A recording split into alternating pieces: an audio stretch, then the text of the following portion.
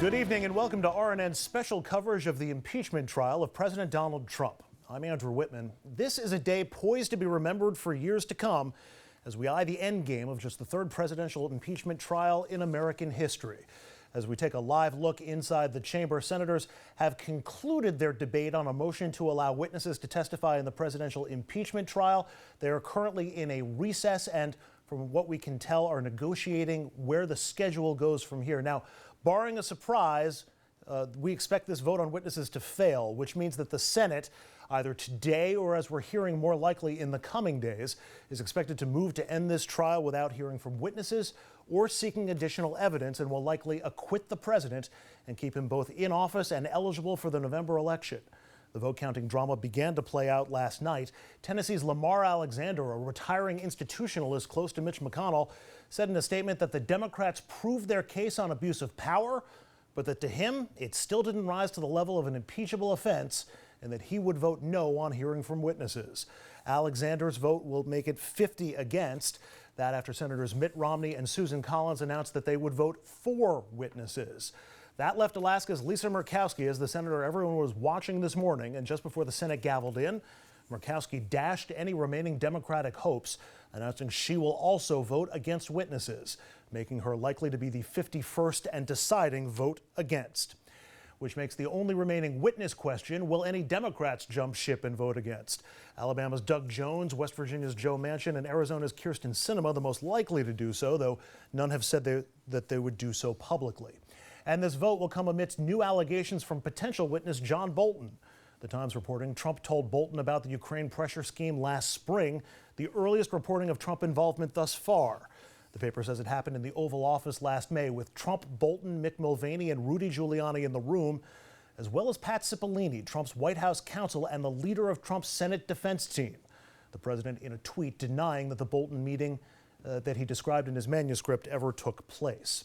Senators will also take this vote in the face of overwhelming support for calling witnesses. Every recent poll has shown around 7 in 10 Americans want to hear from witnesses.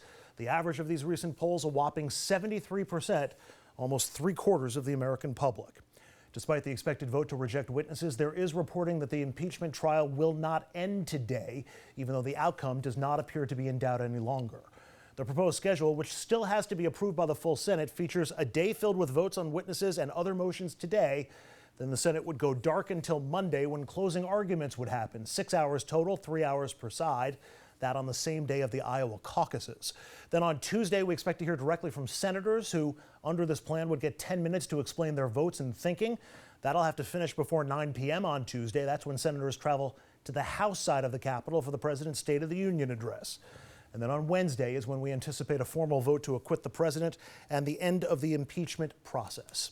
Though we should point out, for that schedule to hold, both parties have to agree. And as of right now, we're still not hearing that they have. A few hours ago, Chuck Schumer was insisting there was still no deal. Now, as we await word on that tonight, we will bring you the vote on witnesses as it happens, as well as the rest of the day's action on the floor of the Senate. We'll have analysis of the trial, the votes, and the big questions that will come afterwards. Does this acquittal change the way our government and the balance of power works or doesn't work? How will this impact the 2020 elections? Will this embolden President Trump even more, potentially leading to even more abuses of his power? And we want to make sure that we hear from you as well. We will take your phone calls throughout our coverage tonight. The lines are already open. The question we're asking, impeachment vote, should Trump be removed from office? Call toll-free 888-766-2428, or you can call 888-RNN-CHAT, and we might just put you on the air. If you'd rather send us an email, you can do that as well.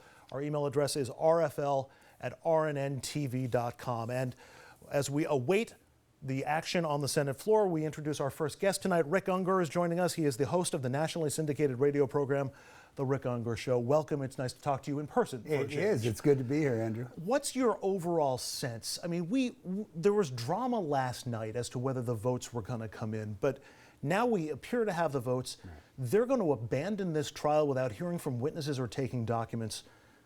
Just your reaction to that? Well, I'll tell you what is what I'm reacting to the most today. There now appears to be another reason why witnesses were such a serious problem to the president's defense. The American Bar Association is going to have something to say about the fact that Mr. Cipollone could have very well been an important witness. There is a conflict of interest that is not permitted when you are the lawyer for a client, and your testimony, if your testimony is going to support the position of your client, you're going to be okay. That would not be the case here. So I think that is something we didn't know before, and that is extremely interesting. He could have a big problem. As for the overall, in the political realm, it was a foregone conclusion that the president was going to be acquitted. The votes were never there. But to not even entertain witnesses or seek those documents, I mean, Democrats are crying foul left and right that this is all rigged and as part of a cover-up. I mean, either Republicans didn't think that there was going to be any damage from the PR here, or they just don't care. I think it's a question of what's the worst problem that they face. I have spoken to Republicans who recognize that there is a potential this could be damaging, especially if they're running for re-election in the fall. But then I've talked to other ones who will say, you know what? That's a long time away, November, and the way the news cycle works these days and the way Americans seem to handle it, they will be through 14 other crises before we even get to the election, and they're not that worried about it. We've already been through 4 hours of arguments from both sides here. The session began at 1 o'clock. One of the themes that Adam Schiff, the lead House manager, hit on repeatedly was that this is going to change the way our government works, that without impeachment, which he now considers basically to be a neutered threat, that the House will lose the power of oversight, that the White House can now just say, no, we're not cooperating with you. Do you share that concern? No, I actually don't. Look, it's when you're on a particular side, there's a reason to make the arguments that you make. But listen, impeachment in this country, we've now been through 3. They have never really set anything in the way of precedent. You know, the lawyers in this case were very busy trying to go back to the Andrew Johnson trial. Mm-hmm. What nobody wants to talk about is there's only one reason that Andrew Johnson ended up not being convicted. One senator who took a very large bribe, for real, $100,000, which is about $15 million in today's money. He took a very large bribe to change his vote the day before the vote. But for that senator flipping, Andrew Johnson gets convicted. Now, when you know that, what value does that trial possibly have in terms of precedent? No precedent is being set here. You know, Alan Dershowitz has made his arguments. Most lawyers, certainly including me, will tell you they were absolute nonsense. He made the best argument he felt he had available for his client, but it's not going to become a matter of precedent. The other part that is so particularly frustrating for so many Democrats today is that we're starting to hear Republicans say, you know what, you proved your case against the president. Right. He did abuse his power, or at least did something that was inappropriate. It started with Lamar Alexander last night, and we've already heard from a number of other Republicans who are echoing that. And I just want to read from some of Lamar Alexander's statement here. And this was in a series of tweets that came out last night. I worked with other senators to make sure that we have the right to ask for more documents and witnesses, but there is no need for more evidence to prove something that has already been proven and that doesn't meet the U.S. Constitution's high bar for an impeachable offense. He continues, it was inappropriate for the president to ask a foreign leader to investigate his political opponent and to withhold United States aid to encourage that investigation. But even if the House charges were true, they do not meet the Constitution's treason, bribery, or other high crimes and misdemeanors standard for an impeachable offense. He did it, but it's not enough to kick him out of office. Obviously, I disagree with him, but setting that aside, we can all have our own opinions. I would just suggest that people think about this. Lamar Alexander was not one of the people who voted against Bill Clinton because he wasn't in the Senate yet. But many of those who will vote the way we know they're going to vote are going to agree with what Lamar Alexander said. This was always going to be the case. It was always going to be at the end of the day, yeah, he did it, but really, is it that serious? But think about this. What Lamar Alexander is saying, and these other senators who are going to agree with him, it was inappropriate what he did. But Bill Clinton, who basically lied about sex, that wasn't inappropriate, that was impeachable. I think it's up to every American to make that comparison and decide for themselves. We also don't know the depth of the inappropriate behavior that Lamar Alexander was talking about. Again, and we're not going to find out, at least during the course of the impeachment process. March. Right, but the way you get there matters. I mean, I understand that he was always going to be acquitted, but the process matters. Ask the Houston Astros if the process matters. They won the World Series. Very good point. I mean, the sense that this wasn't done fairly is going to really sit with some people the wrong way. And it should. And it should. And I really do hope that it does. I mean that. This was outrageous. You know, the lying that was going on right there in front of the cameras on the floor of the United States Senate, it was really distressing to me. I mean, I'm rarely accused of being a Pollyanna. But I got to tell you, some of the stuff that I was hearing people say that I knew was just flat out false. I'm going, you want to go do that when you're outside or you're on a TV show? Do your thing. You're a politician. But to stand in the well of the United States Senate and do that, as an American, I found that profoundly disturbing. And there is a thirst for fact and getting to the bottom of things and the sort of siloing of our news where conservatives are turning to Fox and Newsmax and liberals are turning to MSNBC. In a moment like this, everybody needs a common set of facts to operate from, and we're not going to get that. No. A little bit more reaction we want to get to and get some analysis of. We heard from John Warner, who's a former Republican senator from Virginia, who said, "I believe, as I am sure that you do, that not only is the president on trial, but in many ways, so is the Senate itself. I respectfully urge the Senate to be guided by the rules of evidence and follow our nation's judicial norms, precedents, and institutions to uphold the Constitution and the rule of law by welcoming relevant witnesses and documents as part of this impeachment trial." Not long ago, senators of both major parties always worked to accommodate fellow colleagues with differing points of view to arrive at outcomes that would best serve the nation's interest. Is the Senate as much on trial with the result of this as the president is? The Senate is clearly on trial with respect to those who have a different view when it comes to how this is going to turn out. Look, to the Trump base, no, they're not going to give this a moment's thought beyond cheering the result. But you know, we who live in politics like you and I, we know what this is always going to be about. Those people in the middle, those people who haven't made up their minds. And I think you're going to find that they are going to be disturbed by what they've seen. Want to get to one more comment. We heard from Trump's former chief of staff, John Kelly, who was also speaking about the trial. If I was advising the United States Senate, I would say if you don't respond to 75% of the American voters and have witnesses, it's a job only half done. You open yourself up forever as a Senate that shirks its responsibilities. That's notable because we also heard from John Kelly this week backing up the claims of John Bolton, saying if John Bolton says it, I believe him. John Kelly has been off on the sidelines. We haven't heard much from him since he left the Trump administration. Now we have two key former Trump administration members who are coming out and saying, it sounds like you guys are rushing this thing in the Senate. Well, and don't think that's the end of it, because I'm fairly convinced we will hear from more members of the administration, no longer in the administration. But as you know, that's a very long list. This is not over. That's the fascinating part about this. Think about this. The Senate made the decision, or the Republicans in the Senate are about to make the decision, not to hear witness testimony, not to hear John Bolton. But the reality is we are all going to hear from John Bolton.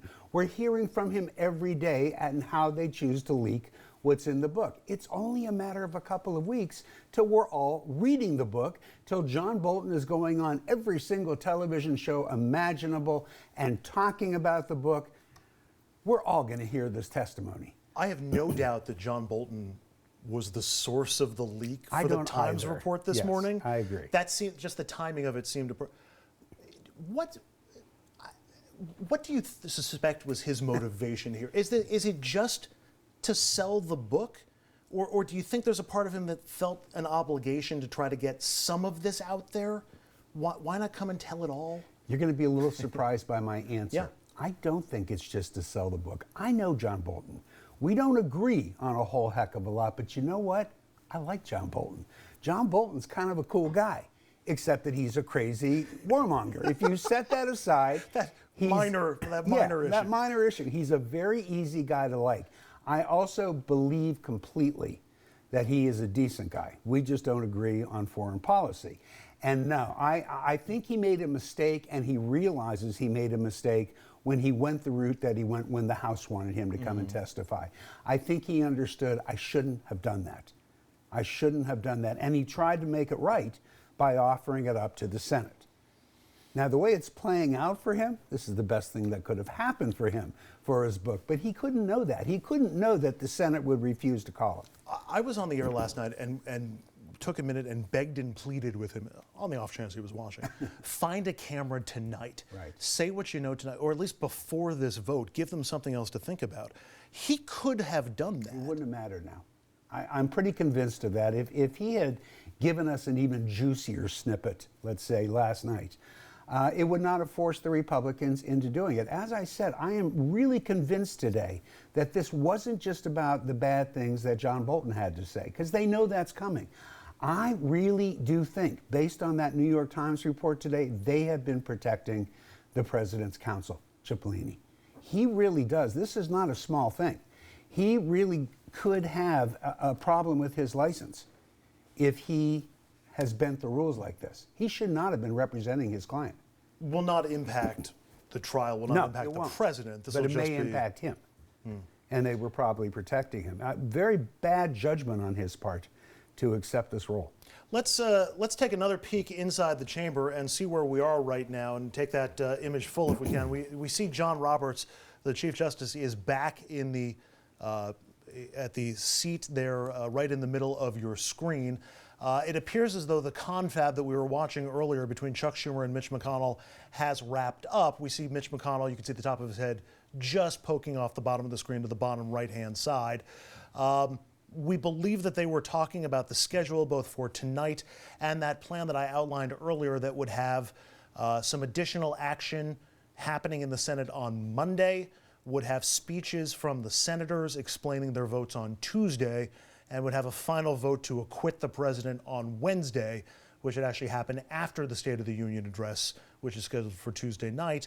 We do anticipate some action on that once the Senate resumes its session, but we are waiting for that to happen right now. And then, of course, we also have the motions on witnesses and other evidence to go through as well. So while we are waiting for the Senate to resume, why don't we go to the phones, because we have every line is filled already, and I want to start hearing from some of our viewers and from viewers out there and voters as well, as we await what we think is going to be a no vote on witnesses and an eventual acquittal of the president. Let's start tonight in Maywood, New Jersey.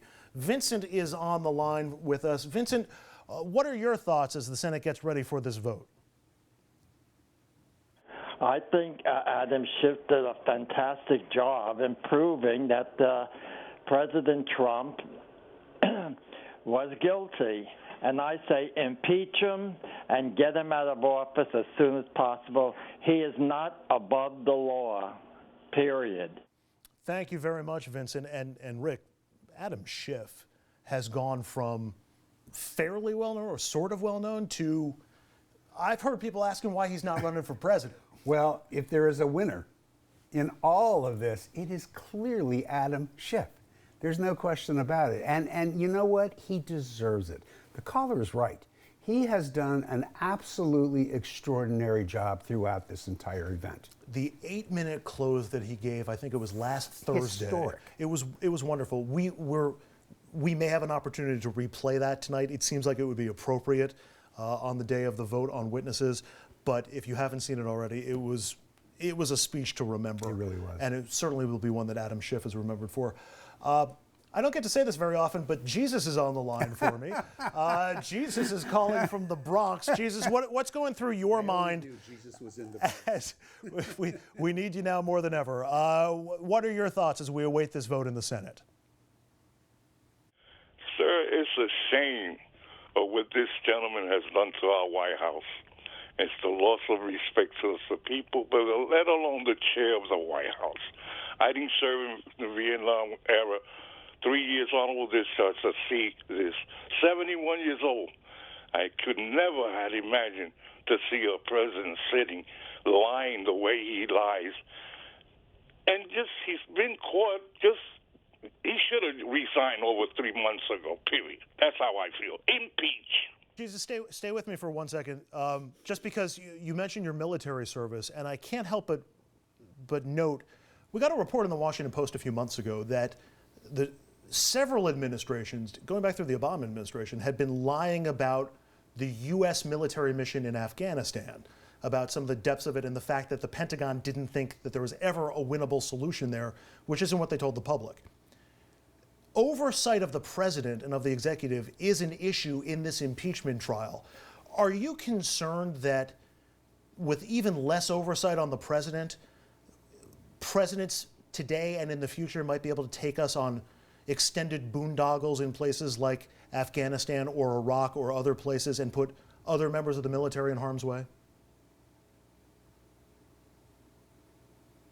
In New York City feel. All right, thank you very much. Appreciate that. Let's continue with the phones, and let's go to Sharon, who is calling us from Washington, D.C. Sharon, in the wake, probably within eyesight of the Capitol Dome where all this is happening, what are your thoughts as we await this vote? I just think it's terrible. I think it's terrible what they're doing to him. They have wanted him out. The Democrats have wanted him out since he came down those steps. And they have been working on him to try to get him out. I haven't seen any other president that's been raped like him. It's horrible. Any little thing that he does, like he went out there to stand with the women for abortion. What's wrong with that? But no, they had to cut him down for that. You know, then they tried to prove that he was doing something with the Russians. Then he tried to prove that he's doing something with that one guy. I can't even think of all the guys that he's been accused of. It's just ridiculous. Now they come up with this. So this guy says this, I heard that, I heard that. This one told that one, this one told that one, and here we go. It's just ridiculous what they're doing to this president, and I see him getting elected again. I hate to say it to you, Democrats, but he's headed for the White House again. Sharon, stay with me, because I respect the point that you're making, and I think it's fair to say that Democrats have had the knives out for Donald Trump since he was elected. I also think it's fair to say that Republicans had the knives out for Barack Obama from the second he was elected, and you know, we heard plenty of them saying he was the worst president. Hang on, let me finish my point, Sharon, and then I'll let you finish yours. We heard a number of Republicans say Obama was the worst president of all time. They never impeached him. Maybe because he never did anything impeachable? Is that a distinction you're willing to agree to? No, I think him not saluting the flag or putting his hand over his heart, that would be impeachable to me. To not pledge allegiance to our flag, yes. All right, Sharon, thank you very much. Rick, what's your... Sharon's entitled to her opinion. Yes, of course. But I think there's a valid point to be made there that as much as Republicans hated Barack Obama and tried with Fast and Furious, Benghazi, the IRS scandal, right, the tan suit, the greatest scandal of them all. but impeachment never got it off the ground, and I suspect that's in part because Barack Obama didn't do anything that bordered on impeachable. You know, you hear so much in what the caller said, and I kind of agree with you. I understand that people, when they say the Democrats had the knives out for this man from day one, that's true. I'm not going to deny that. There were some reasons for that.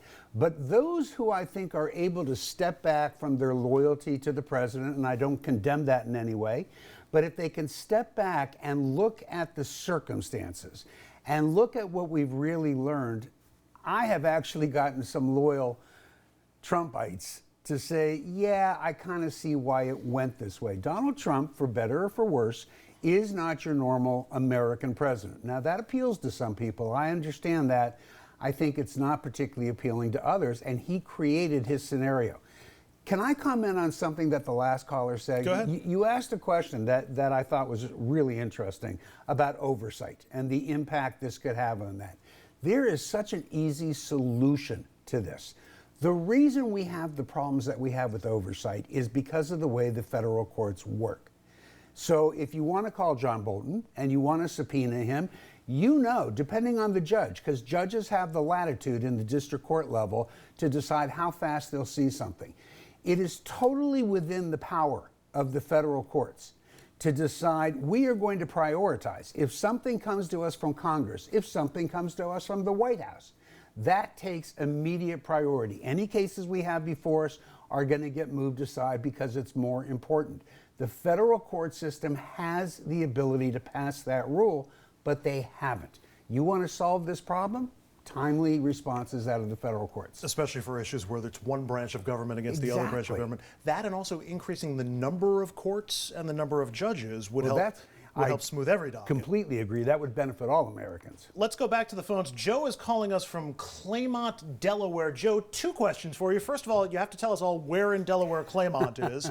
And second of all, your thoughts as we await this vote in the Senate. It's northern Delaware. Northern Delaware, okay. So they're about to vote on witnesses. What's going through your mind as we learn that they're probably going to reject witnesses and acquit the president? It's a strange system that I'm looking at, and I'm wondering why they just don't call witnesses and talk to people normally like they usually do in courtrooms so that everybody could understand it. All right, Joe, thank you very much. I will say, Rick, we don't do this very often. It's the 3rd time we've had a presidential impeachment trial in the U.S. Senate. One of the big question marks before this started, and one of the big frustration points for a lot of people, is the presiding officer, which is the Chief Justice of the United States. They seem very removed in a way that maybe we're just not used to because we watch Law and Order or we see movies that involve courtrooms, and you see very active judges, whereas the judges, I mean, I remember William Rehnquist in the Clinton impeachment trial also barely made his presence known. Yes. I understand why they do that. Is it to the benefit of the nation that they do that? I would argue not. I think there was a reason that the founders went about this the way they did. Obviously, they had to remove the vice president from that role. Not for the reason people think today. Everybody thinks, well, the vice president's on the president's side. No, back at the time the Constitution was written, the vice president lost the election to the president. He was against the president, and that's why they had to make that change. But I think that what the founders, I've done more reading on this than I ever thought would be necessary. The founders wanted there to be an actual judge. None of these judges. You go back to the Johnson trial, the judge definitely played a little stronger hand. But Rehnquist certainly set the current state of how this is done. He stayed out of everything. I think it's clear if you know John Roberts and you know his personality, he never intended to play any kind of a role in this, and he is certainly following through on that. Now, if we get to a 50-50 tie tonight, that's where this is going to get extremely interesting. Roberts, in that case, if there was a 50-50 tie on any vote, has the right to break the tie. And the Senate has the right to override. That's correct. And it would only take a majority vote, which I assume would be 51 votes, because otherwise it could break that tie too, if that were to happen. But I've seen reporting today that, you know, some of the pressure that was brought to bear on Lisa Murkowski was to make sure it was 51-49 so that Roberts wouldn't be put in that position. Which might hurt.